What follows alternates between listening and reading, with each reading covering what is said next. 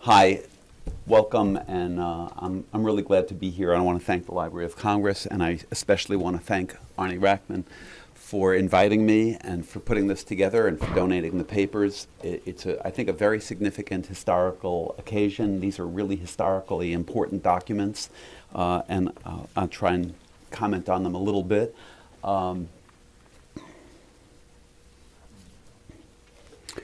question of how to pronounce Sándor Ferenczi, or Ferenczi, it seems to me it's a matter of whether you speak Hungarian with a Yiddish accent or not.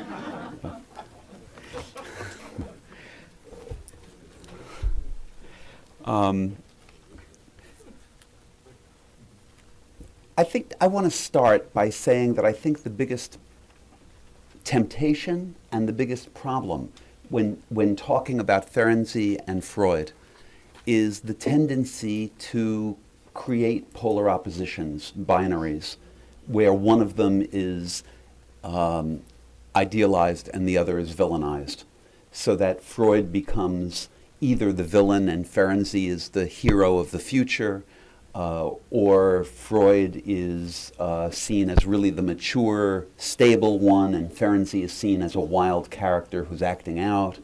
And the good and the bad keep flipping. And I think that they represent two versions of psychoanalysis, two different ethos, two different ideas about what people are, what the mind is, what treatment is about, what the ideal of health is, how we view pathology. They have very different perspectives, and the temptation is always to think that one was right and the other got it wrong, or that one somehow had more maturity and the other immature. And this was the nature of their relationship, except that Ferenczi accepted through most of his life that Freud was the more mature one, that Freud was the one that got it right, and that his own tendencies were immature.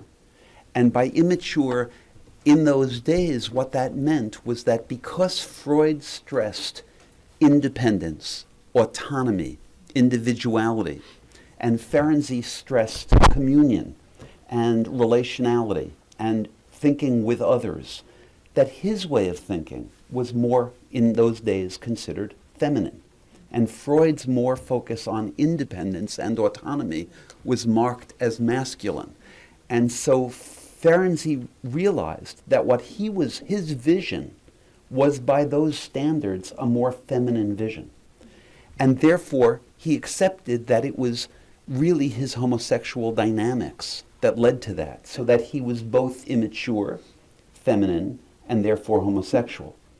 In contrast, he agreed with Freud that that's what it was, and saw Freud as the contrary, the more masculine, autonomous, independent, heterosexual, straight, and himself as essentially on the margins. And so when Freud would make those interpretations to him, which Freud did throughout not only the years of the actual analysis of Ferenczi was in analysis with Freud in 3 periods, really we're talking about a total of 6 to 7 weeks, spread out over 3 periods of analysis, interrupted by World War I. During those years of the analysis, Freud would make that kind of interpretation to Ferenczi. Here's an example that I think brings it to light. In the way they actually worked, in the way they worked on their writing, in the way they worked on their papers, Freud liked to work alone. He liked to work independently. He liked to think in his own mind about what he was creating, what he was doing. And then, when he had it down, he would share it in a letter with a friend or a colleague and think it out with them for their feedback when he was done, more or less. Ferenczi didn't like to work that way. Ferenczi liked to go for walks with a friend and think out with his friend what his ideas were, and he would come to his conclusions in dialogue. But Freud viewed that as a less mature way to think, because it was dependent. It had to do with his need for others, in contrast to Freud's vision, where thinking alone was more autonomous and masculine. So Freud would interpret to Ferenczi that his way of doing it was reflected unconscious homosexuality, femininity, childishness. You hear the binaries. What is adult, is masculine, is healthy, is mature. What is feminine is immature and associated with homosexuality in a man. So they played those binaries out with each other, and sometimes in the legacy of Freud and Ferenczi, those binaries get played out once again, but often with reversals. So instead of Freud being the champion of autonomy, Ferenczi becomes the champion idealized for relationality and for getting it all right, and Freud is then put down as being too self-centered, too independent, and just rejected as then being misogynistic and homophobic. So these things get reversed back and forth. Let me move from that to say a little bit about Elizabeth Savern. I think that Savern made enormous contributions. And I think Ferenczi made enormous contributions, and that they really did do it together and mutually influenced each other. It seems clear to me that it's not as if Ferenczi had all of this worked out and he taught it to Elizabeth Savern, nor is it the case, I think, that Savern had this all worked out, as she sometimes claimed, in America before she even met Ferenczi, and then went to Budapest and basically taught it to him. There are lines in her book where it seems like she's making that case. I don't think either is true. I think these are two people that really had a very deep, extended encounter over many years and mutually influenced each other's ideas. As much as we saw the one picture that looked so bad of her in 1933, I think it's important to remember a few things. First of all, that's one picture. You know, it's not as if they had digital photography and we have a whole bunch to select from. There's one photo. She looked pretty good in all the others we saw. Who knows why she looked bad right then? I would be reluctant to come to too many conclusions on the basis of one photo. Second of all, it's not just that she had an incomplete analysis, whatever that is. It's also that somebody that she loved was dying. So she may very well have been very thrown, not just by ending an analysis, but by the death of somebody that she was very attached to, dependent on, loved, and had had a very rich experience with. So I'm not sure that we should make too much of that picture, especially because her book, and I'm indebted to Peter Rudnitsky, who's here, who's working with me on publishing the book that she wrote in 1933. We're trying to get permission trying to actually get it. We've gotten approval to go ahead, and we are going to go ahead and publish it. Peter's writing an introduction to it, and we're doing a lot of work on it. This is a book that she wrote. It was published in 1933. It was published, that means, I don't know if it's within weeks, months, or at most a year of her analyst Ferenczi's death. She wrote this book, presumably, either while he's dying at the very end or shortly after he died. The book, now to comment on the book is very challenging. When the book came out, the analytic community totally said it was trash. The reviews that were published of it say that it's just garbage. When you actually read the book, it is certainly, whatever we argue about how brilliant or not brilliant it is, it's certainly very well organized, coherent, well written. There are rich examples of her clinical work. This is a sophisticated thinker who has a point of view, and she wrote this supposedly when she's at her worst phase.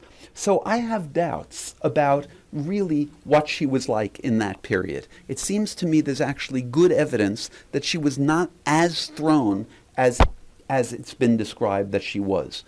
Now, in terms of the book's approach and contributions, there are many things in this book that foreshadow or anticipate many of the things we are all thinking about and working about today. And these come not just from her, but certainly come from her and Ferenczi together. For example, the notion of enactment, the idea that patient and analyst reenact, actually act out together reciprocally key things from their life, and that those enactments are a way of remembering, a way of learning about yourself, that it's not just from words, from free associations that we learn, but we actually learn from enacting with our therapist what our core issues are. That idea is spelled out in some detail. It's also related to trauma. And even in today's world, people working on trauma are saying that you can't process memory in trauma as you do other things, and therefore, instead of remembering verbally in words, you tend to remember it procedurally by doing. That's exactly what she was writing about and Ferenczi was writing about in the early 1930s, anticipating work both in trauma psychiatry and in contemporary psychoanalysis. In addition, they were relating the ideas of trauma to the notion of dissociation. They were expanding Freud's ideas of defenses beyond repression, although unlike some people today, they maintained an interest in repression as well. They didn't get rid of repression and replace it with dissociation. They added the notion of dissociation and went further. Beyond dissociation, they talked about the fragmentation of the psyche and how the fragmenting reflected essentially, she spells this out beautifully, it's really Freud's drive theory. It's libido and aggression. It's the integration versus the disintegrative forces of the mind. The parts of us that bring things together versus those that split things up. And so she anticipates this idea that when love does not conquer hate, when love does not conquer aggression, we're split apart and fragmented. These ideas all picked up by later thinkers. Now, let me say something a little bit more cautious about their work, both Ferenczi's and Savern's. In my view, and remember this is from the early 1930s, they did not yet have anywhere near as much information as we do today about both trauma and memory. But in my view, there's too quick a tendency on both of their parts to believe what comes to their mind as reality. So that when they have a memory of trauma, let me remind you that they are experimenting with altered states of consciousness. They're using hypnosis, they're using deep relaxation techniques. Ferenczi's work on relaxation techniques and what he calls the active method are clearly influenced by Savern. They're experimenting with going into altered states of consciousness, trying to regress, what Balint later calls therapeutic regression, and it's under those circumstances of deep regression and altered states that they have memories that come to them, hard to distinguish fantasies and memories, and they, I think, jump too quickly to the conclusion that those are real memories. I think we have to at least exercise some caution about that. And that's another example then of how the binary, the polarity between Freud and Ferenczi gets played out, where Freud becomes the one that stands for caution about that it's all fantasy. And Ferenczi becomes the spokesperson for no, it's really trauma, it's reality. And so we get a split between reality and fantasy that goes along with Freud and Ferenczi. In my view, that's a big problem to bifurcate it that way, and we need to keep thinking dialectically about both and how they interact. For example, one of the things that Savern remembers is she remembers that she was involved in a murder with her father in childhood, in which she was forced to swallow the testicles of a black man who was murdered. Now, I don't know, I can't pinpoint. Did she remember that before she came to Ferenczi? Or was that something that she remembered in an altered state?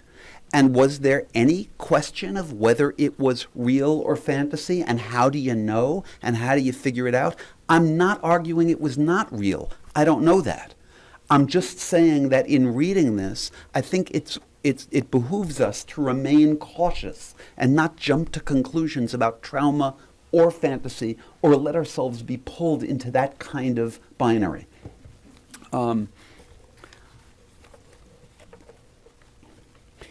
it is interesting to me that there are several things, even in 1933. You know, I read this book. I now had the chance to read it twice carefully, and it impresses me that she gives much more credit to Freud than she does to Ferenczi.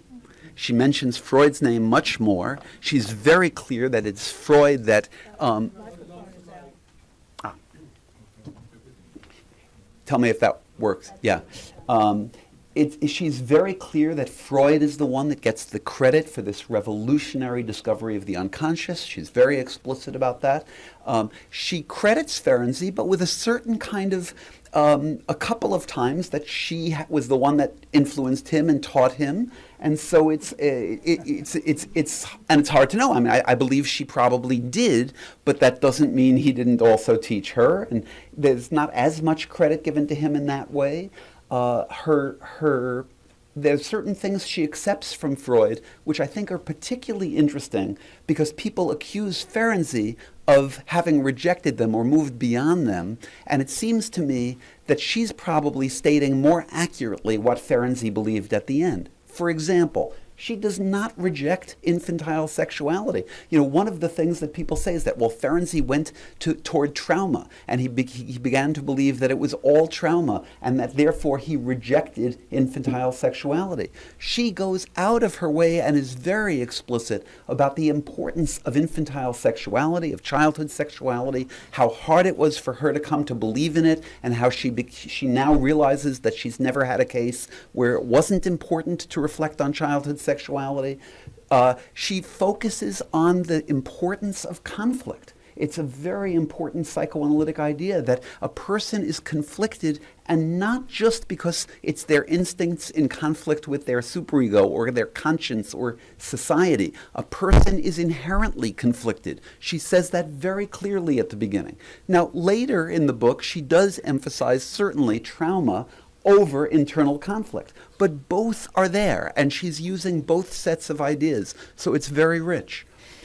Where she disagrees with Freud, and Dr. Rackman talked about this, I completely agree with him, one of the most important things that she disagrees with Freud about is the lack of emotional related connection to the patient. She makes it very clear that this is not just a research activity, and that if your main interest is research, and I think she's thinking of Freud because that was what Ferencz's criticism was, that you're not going to be able to heal somebody when the predominant interest is research. And she makes the argument that you can't just be this objective, neutral, and mechanical doctor, that you really need to be there in a caring, empathic, concerned, identified with the patient way, and that you can't be so afraid that because you're a researcher and you want to be objective, you might be too afraid to actually influence the patient. And she makes it very clear that you can't be so afraid of influencing the patient.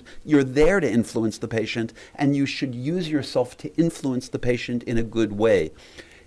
A fascinating thing, one footnote that I'll mention because I found it just really important. She discusses Jung's notion of the perspective function. And Jung contrasted with Freud. Jung was emphasizing that it's not just a mechanical, that we are influenced by our past and we become who we are through our fate because we're influenced by the past. But the perspective function is something about looking toward the future. It's teleological. It's about something that we're moving towards. She goes with Jung on the perspective function, but unlike what, at least how Jung was presented sometimes, she doesn't reject Freud's explanation and go to the other side. She holds both in this footnote. She says that we need both an understanding of the past and what led us here, as well as this perspective idea of what's coming in the future. So I found that to be not at all simplistic. I found it to be actually a very prescient sort of integration and balanced for somebody who's being described as a severe borderline. She's taking actually quite sophisticated positions that are moderate and integrative and holding a lot together.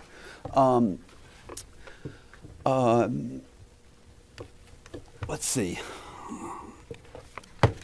I think I'm going to I'm going to end by making one more point. I want to put this in some historical perspective and then say something clinical. The historical perspective is that we owe a great deal to patients, and in particular to a group of women patients who taught their doctors a great deal, and of course the credit went to the doctors, at least on the surface. And I'm thinking, of course, of Anna O. with Breuer, and by the way, it was asked whether she knew Breuer's work. She cites Breuer, and she cites Freud, and she cites a number of their books and uses them quite well. She seems to me to be quite familiar with the main works of catharsis and Breuer's work and Freud's work. With Breuer and Anna O., what Freud learned from Dora, not always to her benefit, but what he learned from her about transference, and how to use transference and how to think about transference. And certainly this becomes another example of Ferenczi and Savern and how much the patient influences the analyst. And when it gets published, it's published under the doctor's name. And because of confidentiality, often the patient isn't given any credit. I have to say, in fairness to Ferenczi, several places he credits her by name. He names her with her permission and gives the patient credit in publications. That's quite unusual, historically. And I want to end with something that Dr. Ackman said also when he was talking about how if you put this together with the clinical diary, you have these bookends of two perspectives. And I want to make the case that I think one of the biggest mistakes in the history of psychoanalysis is that we have, for a variety of, I think, rationales, for not getting the patient's input in the publications. And I think it's one of the ways we have lost out. The example that I'll use that comes right to my mind, I've used it before, is think of the difference if Freud had gone to Dora and said to her 5 years after the treatment, look, I know we had a troubling ending, but I'm actually writing your case up and I'm going to be publishing it, rather than doing it without her permission, without her consent. I'd like your permission to do that, but I'd also like your input. I'd like to know how my case reads to you. Is it the way you remember it? Do you have a different point of view about it? And I will publish it with my point of view and add yours. If we had that kind of input from patients or anything like it, I think psychoanalysis would have progressed in a very different way. It's a huge, rich source of material that we've deprived ourselves of for a whole lot of reasons. And the discovery of this book, the rediscovery of this book and of her work on the self, a lot about the self, about empathy, about the development of the self, the coherence of the self, the fragmentation of the self, themes that are absolutely current today. A lot of it is there because we have the patient's point of view, because in this case, the patient happened to be somebody that was making their living writing books and doing therapy. So a very interesting person, a very powerful, interesting, strong, and complicated woman, an amazing pair between the patient and the analyst. And I again want to end by thanking Dr. Ackman for making this donation to the library, for setting this up, for his scholarship over many, many years.